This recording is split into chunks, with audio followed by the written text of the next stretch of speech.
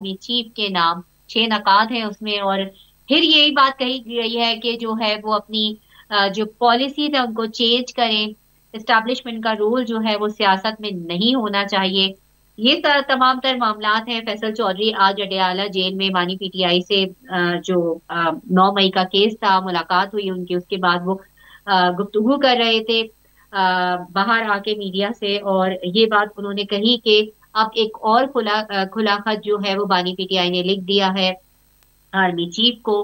और लग ऐसे रहा है कि अब कहीं पर भी पीटीआई की दाल गल नहीं पा रही है, इसीलिए खतों पे खत खतूत पे खत जो है वो लिखे जा रहे हैं।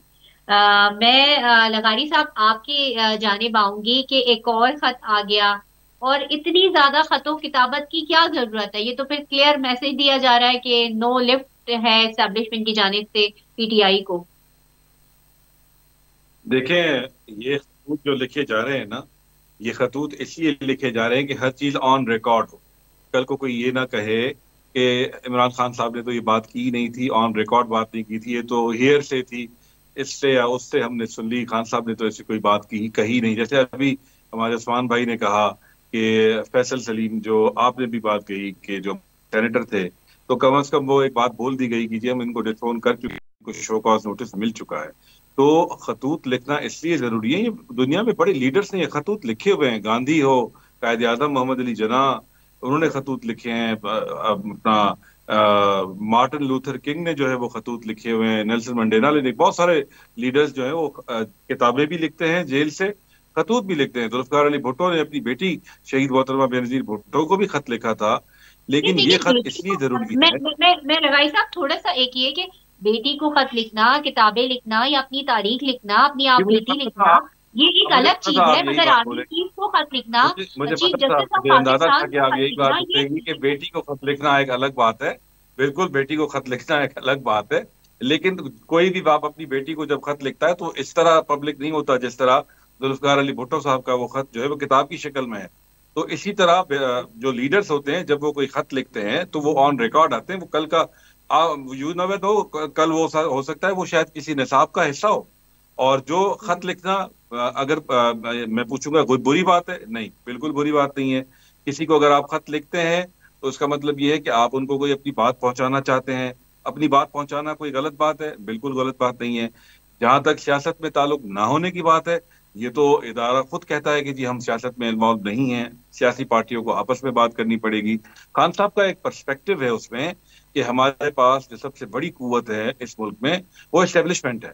तो एस्टेब्लिशमेंट से बात करना जरूरी है, क्योंकि ये गवर्नमेंट, हम मानते हैं कि ये गवर्नमेंट जो है ये बिल्कुल एक फ्रंट पे, एक सामने नजर आने वाली गवर्नमेंट है। असल गवर्नमेंट कोई और है। तो उनसे अगर एड्रेस करके कोई बात की जाती है, कोई उनसे कोई उनको कोई सलाह दी जाती है, देखिए लीडर जो है वो कौम का बड़ा होता है। वो अच्छा। एक रोल मॉडल होता है अवाम के लिए, खासतौर पे नौजवानों के लिए, हर हर उस बंदे के मुल्क में जिसका रहना सहना ओढ़ना बिछोड़ना है।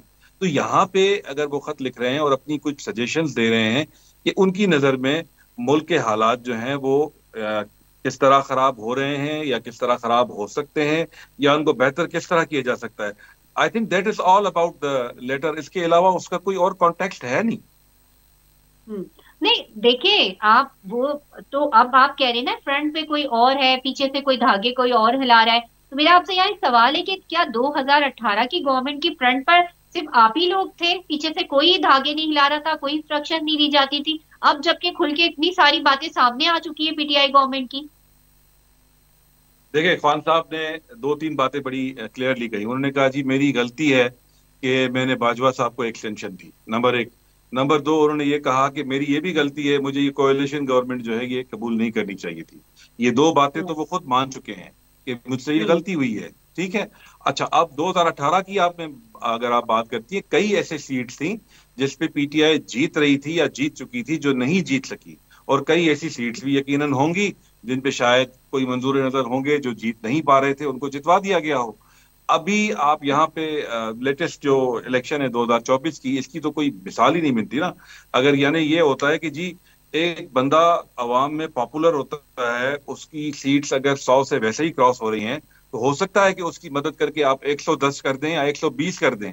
लेकिन अगर हम्म। कोई 17 सीटें जीते और उसको 100 से ज्यादा सीटें क्रॉस करवा दे, तो इसी तरह का केओस होता है जो अभी आप मुल्क में देख रहे हैं। कोई उनकी लेजिटिमेसी नहीं मान रहा, कोई उनको, मैंने आपके पिछले प्रोग्राम में भी या किसी और प्रोग्राम में मैंने कहा था कि अगर आप किसी हॉस्पिटल जाते हैं या अगर डिप्टी कमिश्नर के ऑफिस जाते हैं, इसका मतलब ये नहीं होता कि आप उसके बारे में ये सोचते हैं कि ये बिल्कुल ही क्लीन, नीट और ऑनेस्ट ऑफिसर है, या ये डॉक्टर जो है ये बिल्कुल इम्तिहान देकर और सही तरीके से पढ़कर काबिलियत के बलबूते पे सीट पे बैठा हुआ है।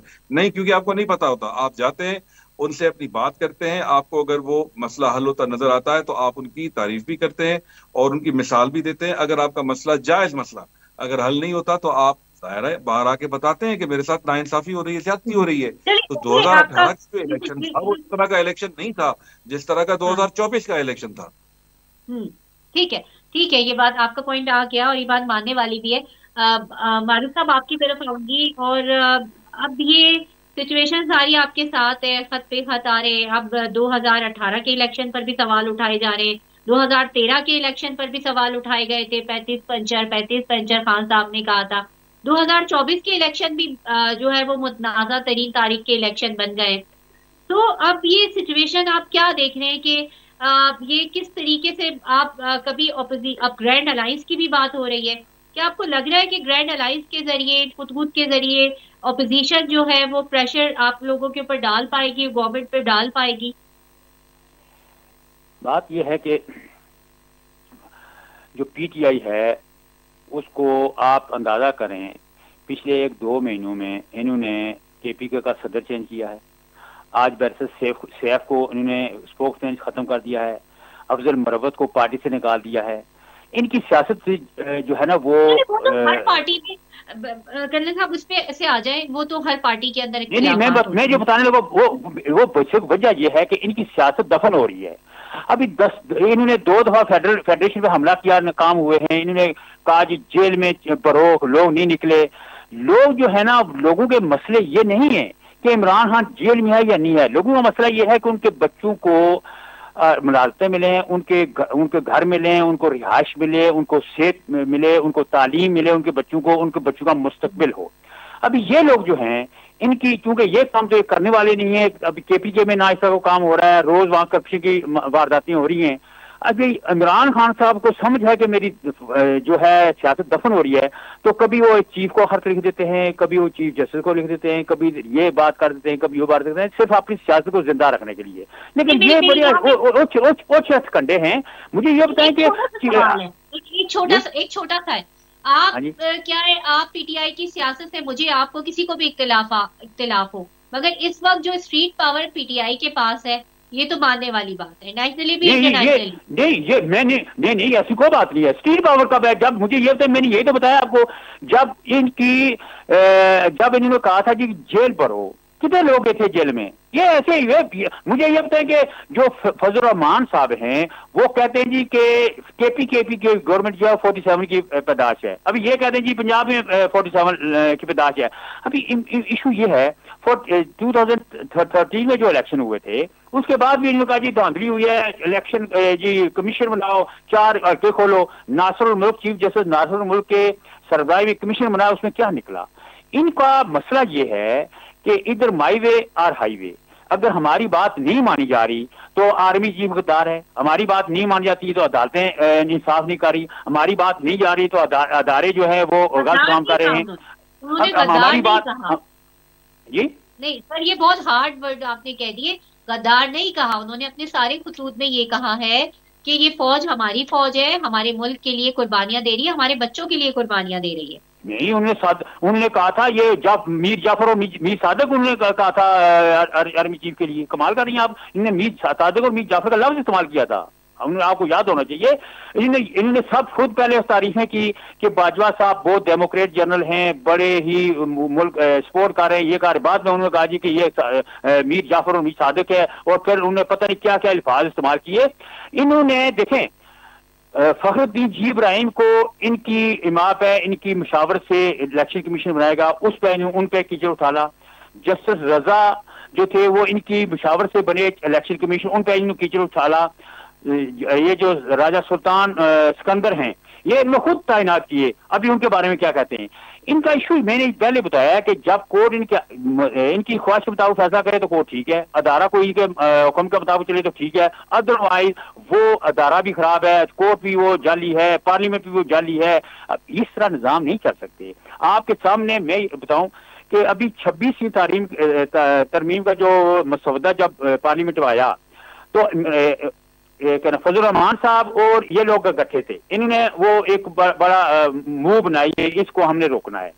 अभी देखिए पार्लियामेंट में जब आप बैठते हैं तो कुछ बातें आपने मनवानी होती हैं, कुछ माननी होती हैं। ये नहीं हो सकता कि मुकम्मल तौर पर आपकी बात मान ली जाए या मुकम्मल तौर पर आप उसको रिजेक्ट कर दें। अच्छा, फजल रहमान साहब क्योंकि सीजन पॉलिटिशियन है, उनने 54 टोटल अमेंडमेंट थी, उसमें से काफी सारी डिस्कार्ड करवा दी, 26 पास करवा दी, ये अलहदा हो गए। अभी देखिए ना, पार्लियामेंट में ये रवैया तो नहीं चल सकता ना, पार्लियामेंट में जिद नहीं चल सकती। पार्लियामेंट में बैठ के आपने वे फॉरवर्ड निकालना होता है, रास्ता निकालना होता है, कहीं ना कहीं आपने। लेकिन इनका तरीकाकार यही है कि जो बात हम कहते हैं वो अगर मानी नहीं जाएगी तो इसका मतलब ये है कि वो बात सही नहीं है, वो पाकिस्तान भी नहीं है। तो इस तरह के रवैये जो है ना, वो उन्हीं वजह से मसाइल पैदा हो रहे हैं, क्योंकि केपीके में कोई काम नहीं हो रहा, इसके मुकाबले पंजाब में बाकी जो हैं सूबे उनमें काम हो रहे हैं।